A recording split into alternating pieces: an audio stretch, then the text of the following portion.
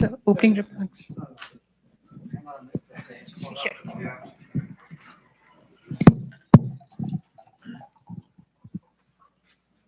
We'll first request Dr. Jaishankar to make brief opening remarks.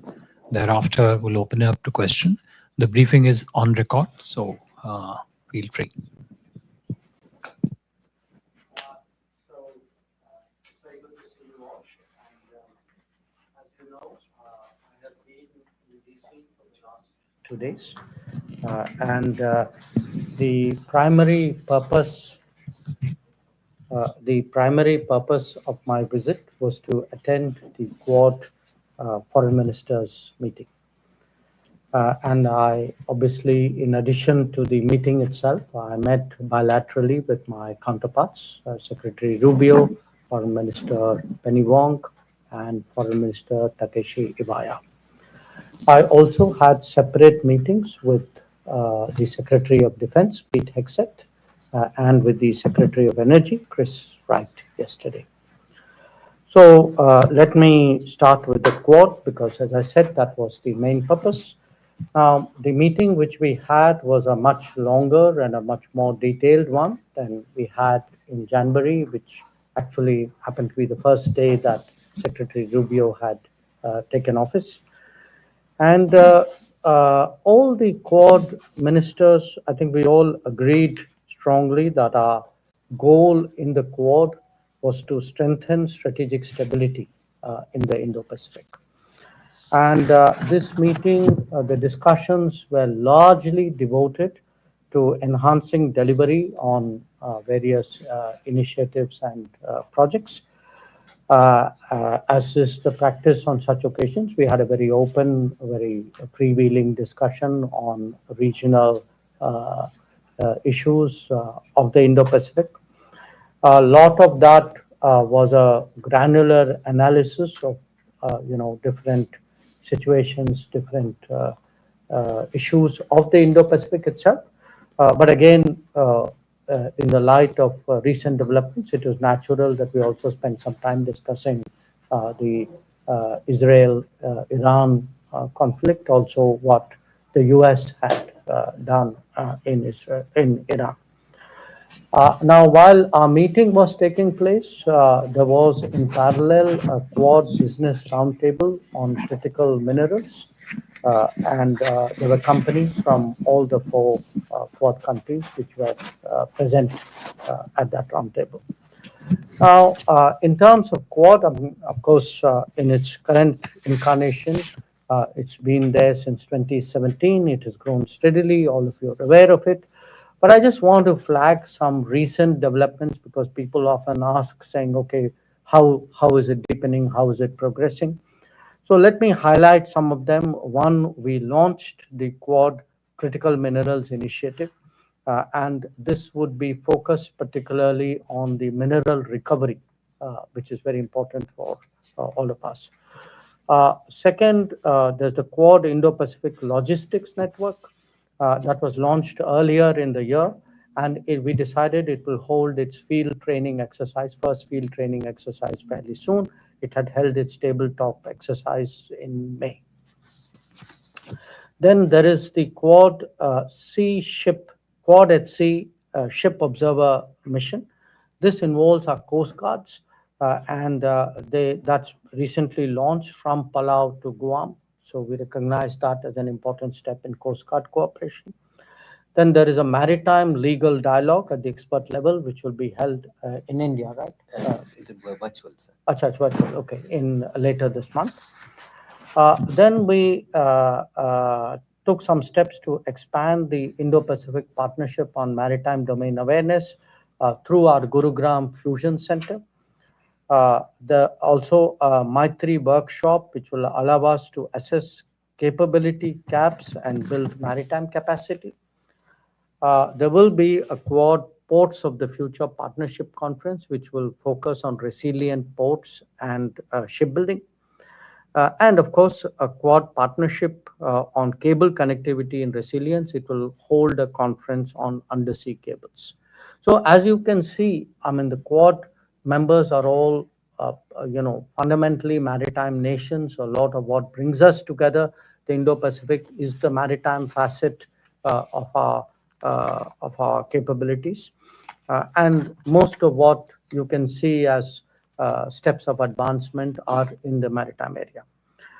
Now, from this meeting, if I have 3 or 4 takeaways, I would say one, quite clearly, because as I said, this was a really detailed Quad meeting we were doing under Trump 2.0 administration.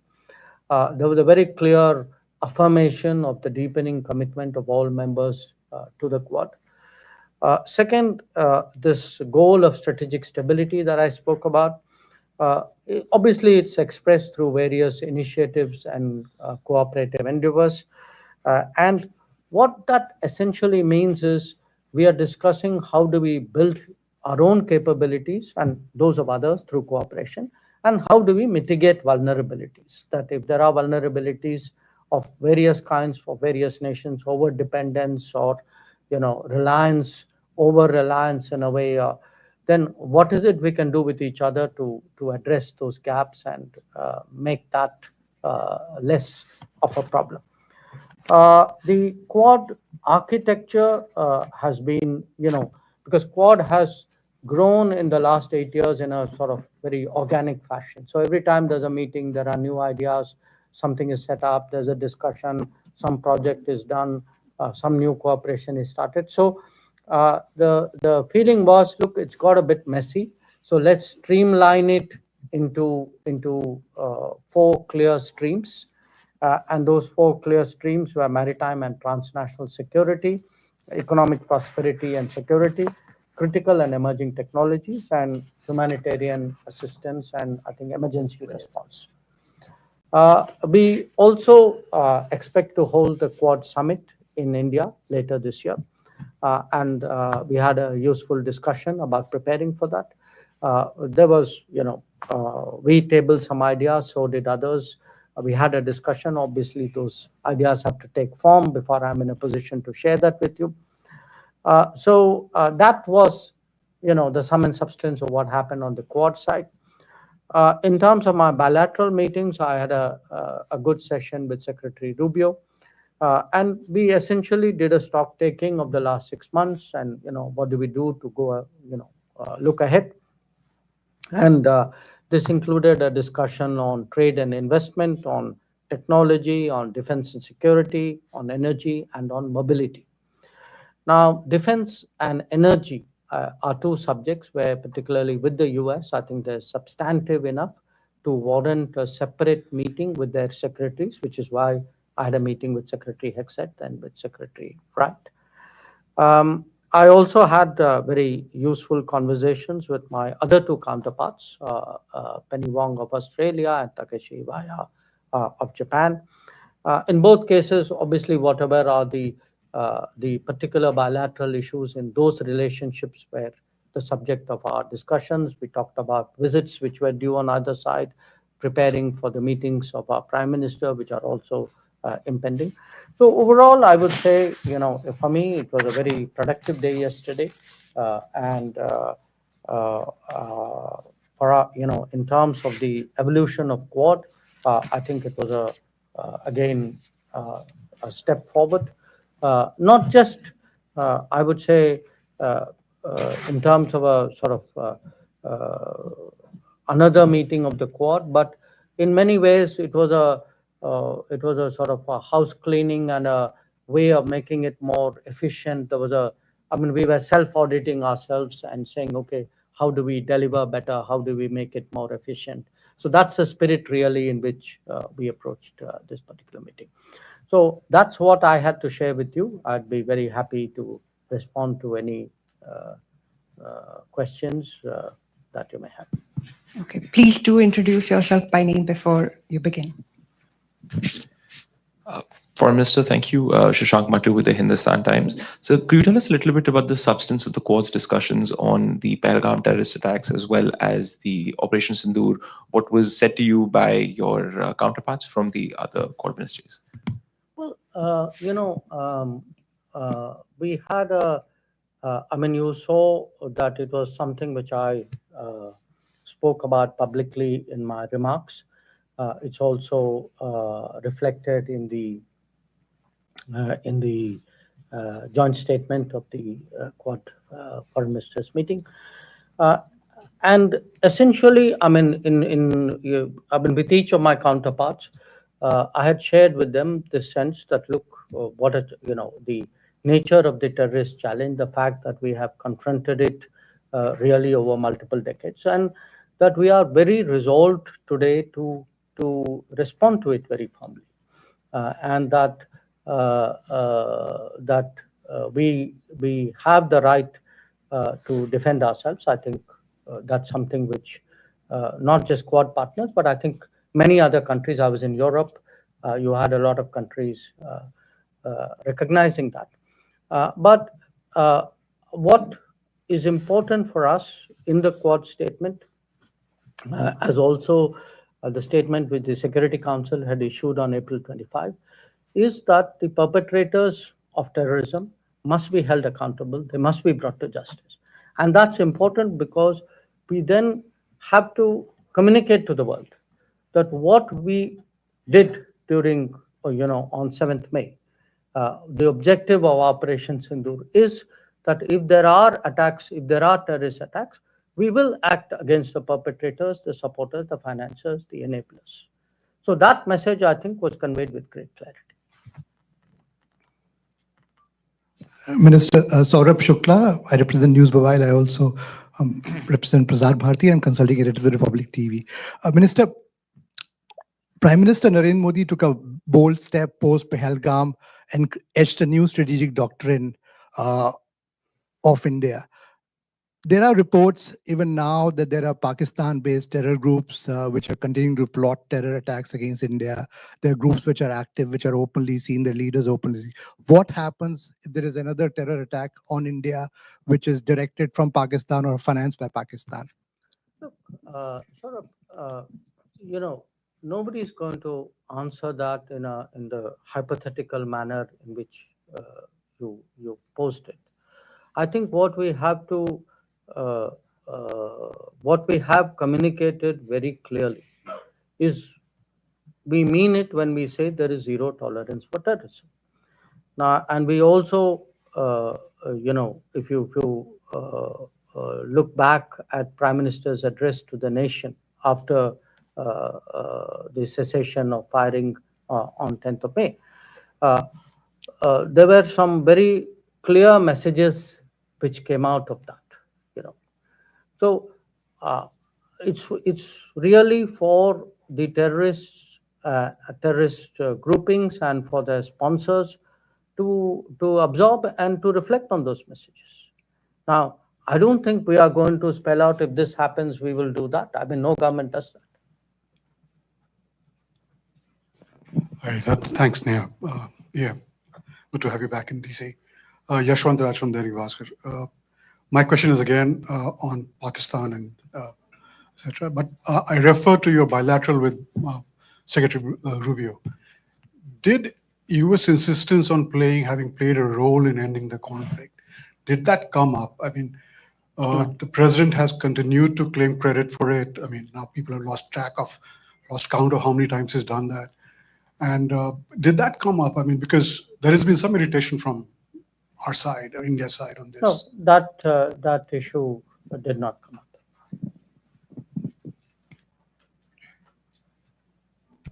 Thank you for this. It's working. It's okay? Yeah. Thank you, Foreign Minister. This is Vishnu from South Asian Herald. How do you assess the overall impact of the recent all-party delegations that returned to India?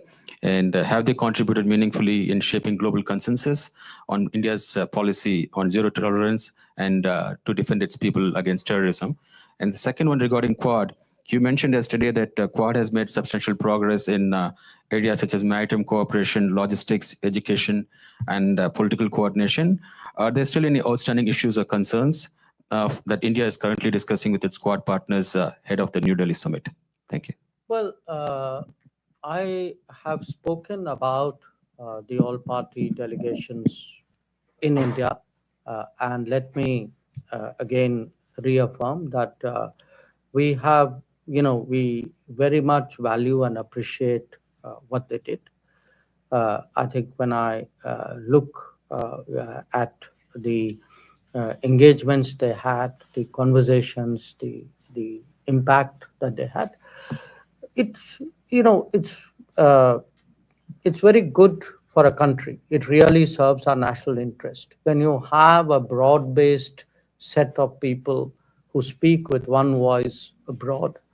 It conveys a strong message of national unity.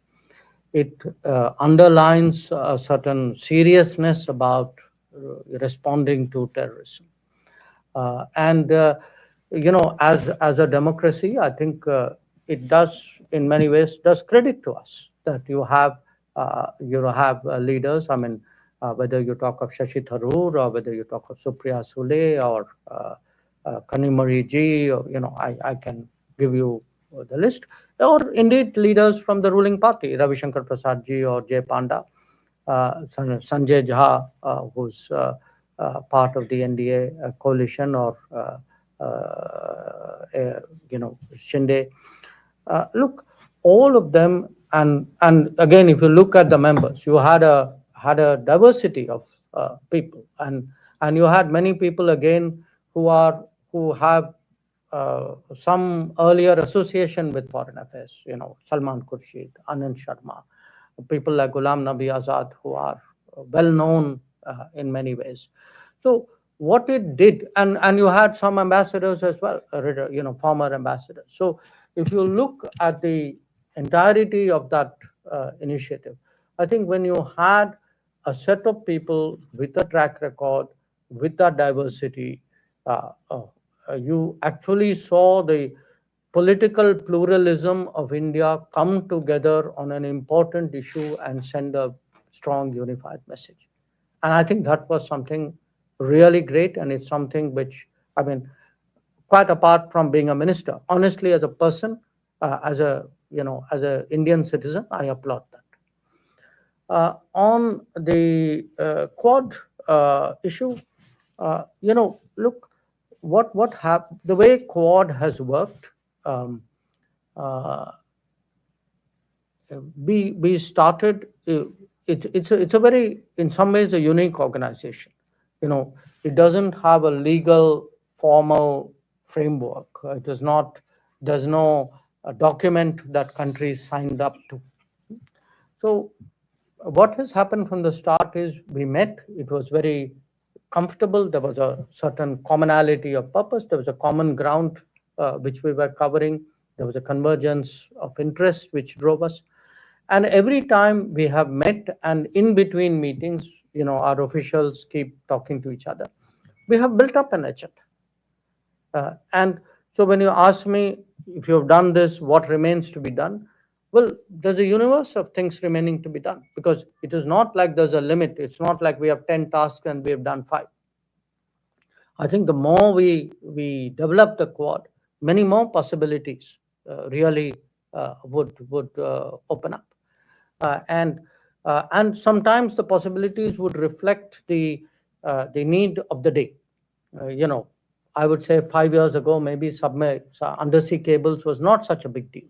Today it is.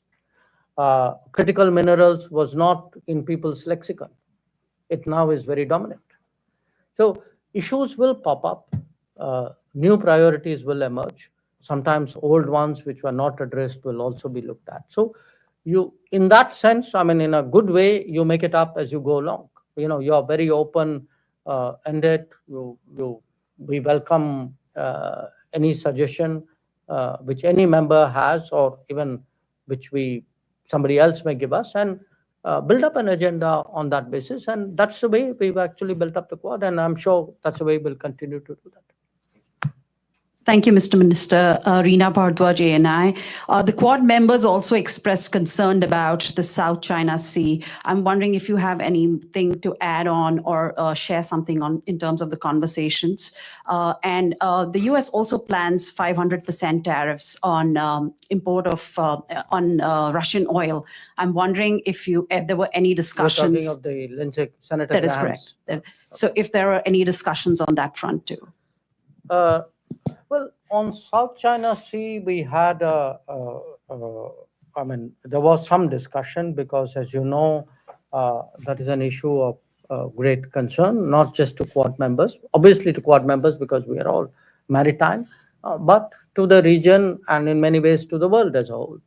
And a lot of the issue is really issues pertaining to UNCLOS, and there's been a tribunal verdict there, and the issue is to find a sort of a solution to the disputes which are there pertaining to that. And obviously the Quad members all have a shared interest because for us it's a very important international waterway. So how to ensure that it stays calm and free of conflict is something which is a common priority. Regarding Senator Lindsey Graham's bill, well, obviously, any development, but which is happening in the U.S. Congress is of interest to us if it impacts our interest or could impact our interest. So we have been in touch with Senator Graham. The embassy, the ambassador has been in touch. I think our concerns and our interests on energy security have been made conversant to him. So we'll then have to cross that bridge when we come to it, if we come to it. Sir, thank you for doing this all. As you have mentioned during this bilateral meeting with your US counterpart, you have discussed so many wide range of topics. Do you see during any upcoming meetings as an opportunity for the India and the US to discuss initiatives around seasonal labor mobility for India to US? As we see the significant contribution of the Indian and Sikh community in the sectors like agriculture, transportation, retail, and hospitality. It will be win-win situation for both the countries. I note that you have that point of view. But I would say on my visit, obviously that specific issue did not come up. But I did raise the question of,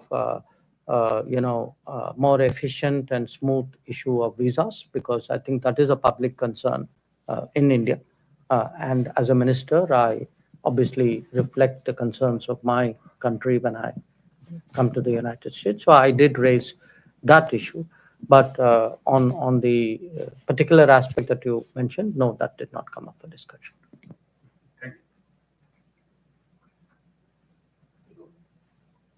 Yeah, I can hear you. Go ahead. Hello, I'm Anil Takalkar from Pudari newspaper and Pudari TV news channel from India. Sir, so can you elaborate on India's approach to balancing its strategic partnership within the Quad while maintaining its independence foreign policy stance, especially with the summit being hosted in India this year? Well, I don't see any contradiction there. So the question for me of balancing it doesn't arise. I mean, Quad is, to my mind, a platform, a grouping that actually reaffirms our strategic autonomy. I mean, what does that mean at the end of the day? It means we are a independent power, a large, independent, increasingly influential country, a growing economy. We have our interests. We want the right to make decisions based on our own judgment and our own interests. And definitely for us, membership of Quad serves that purpose. It is an expression of that very concept.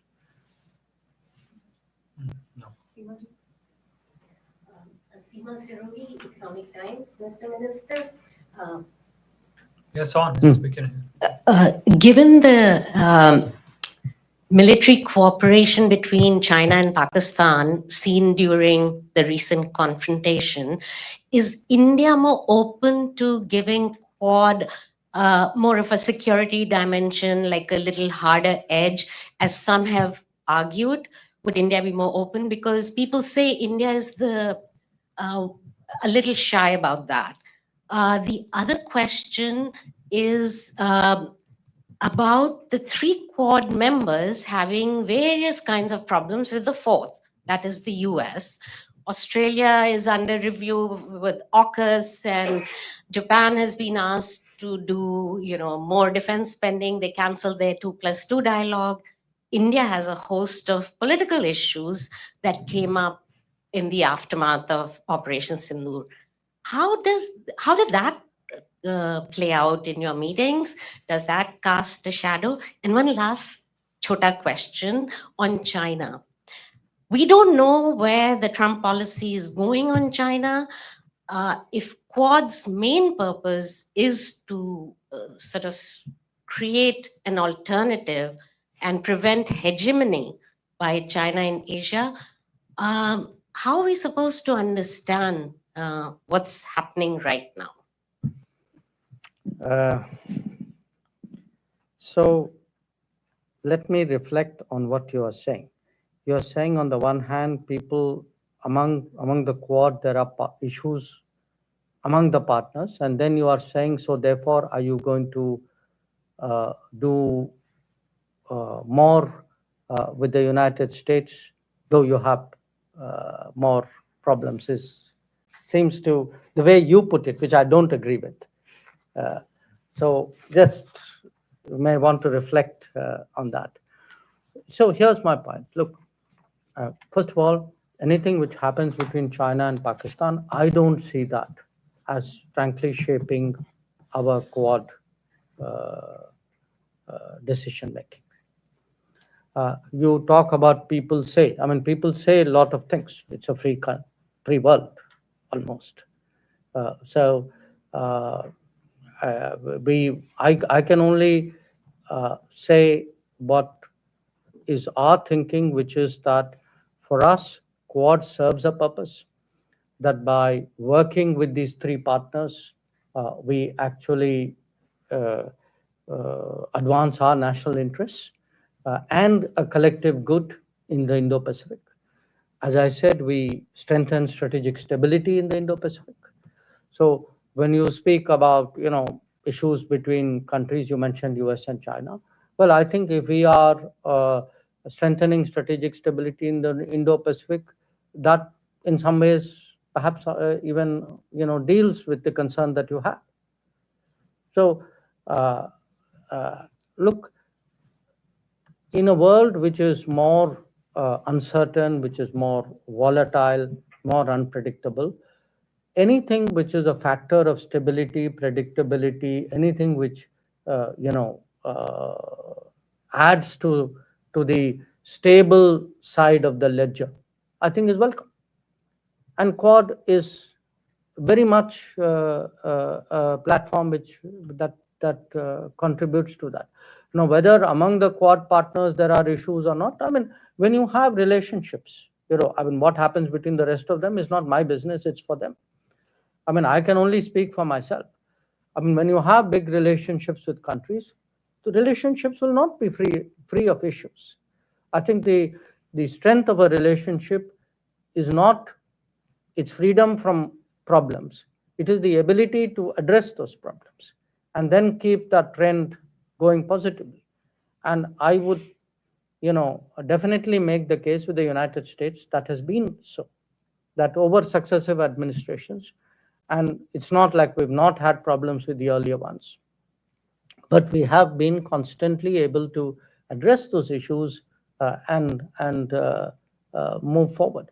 So the answer to uncertain, predictable world is not to say, okay, so you should tie yourselves closely to this policy or to that country or take a knee-jerk response one way or the other. That's not the way strategic decisions are made.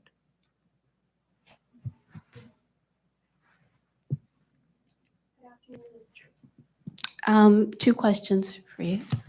Given India's growing role as a net security provider in the Indo-Pacific, how does the Quad envisage strengthening the regional security architecture in ways that complement ASEAN's centrality while reinforcing international law, particularly UN Convention on the Law of the Sea? And secondly, India has emphasized the importance of elevating the voice of the Global South within global governance frameworks.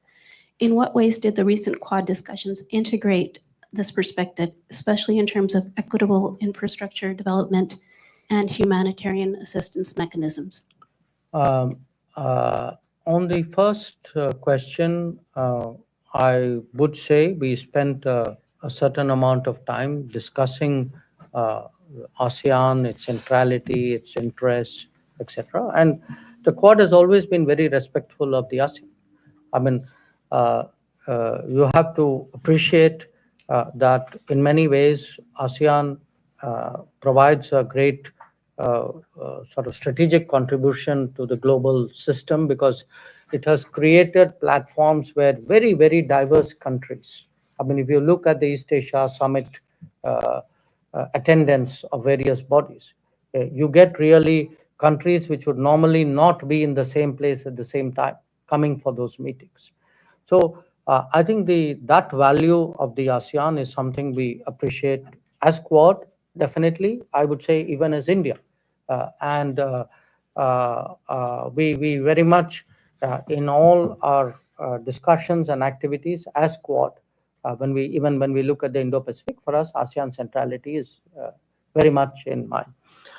Regarding Global South, yes, of the 4 Quad members, we are the only one who's from Global South. But the Indo-Pacific itself has nations of the Global South. So a lot of our discussions, we are in many ways able to convey the sentiments and the thinking of the Global South. I mean, because we are from it, perhaps much more effectively than others who are not from it. But one of the issues which we did discuss was actually development projects, which mostly we do by each one of us doing nationally, but we compare notes on it. And many of those do pertain to the Global South. Rohit Sharma, India Today. So first thing, obviously in mind of a lot of people, what was your initial response at MEA and at Prime Minister's office when President Trump announced ceasefire? Did you immediately reach out to express your disagreement, and how was that taken by the White House? 2 years ago, second question. 2 years ago, I asked you in one of these briefings, and you noted that Pakistan was no longer a central piece to bilateral relationship between India and the US. Has that changed now after Operation Sindoor? And third, do you believe there is a double standard when it comes to terrorism, when it happens in countries like India versus the West? Do you think Western countries see it differently, terrorism happening on their shores versus when it happens abroad? Thank you. Look, I would say that even today, the central factor in the relationship between India and the United States is India and the United States. It is our complementarity in many ways. It is the benefits that we get from closer relationship that is actually driving it. It is not, big relationships are not forged in terms of third countries and where they fit. So the comment I made to you earlier, I would say applies even today. That if I am talking about the when I'm looking at the future of our ties with the United States, or if I even look back at the progress in our ties with the United States over the last 20 years, I would put it to you, a lot of it is, it's about trade, it is about investment, it is about technology, it is about mobility, it is about energy, it is about defense. So I would really urge you to get over the idea that we need to define ourselves vis-a-vis third countries in order to forge ahead somewhere. That is not the case. We are a big country.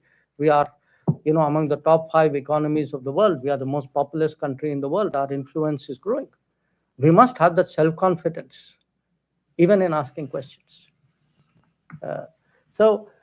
And look, I think the record of what happened at that time was very clear. And the ceasefire was something which was negotiated between the DGMOs of the two countries. So I will leave it at that. And on the terrorism issue, again, look,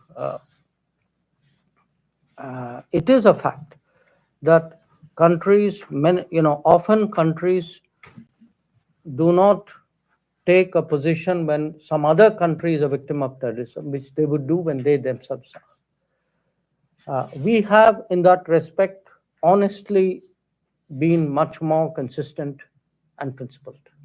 That we have, when terrorist incidents, attacks happen elsewhere, outside India, we have largely followed the same position that we have taken when they have happened in India. So is your point that others not doing it? My answer to you is yes, you are right. Many of them are not doing it or not doing it sufficiently enough. And part of diplomacy is to exhort them, encourage them, persuade them, motivate them to do that. And which is why it's important to speak up, and which is why it's important to carry them with us to the best possible degree. Thank you, everyone. That's all the time we have today.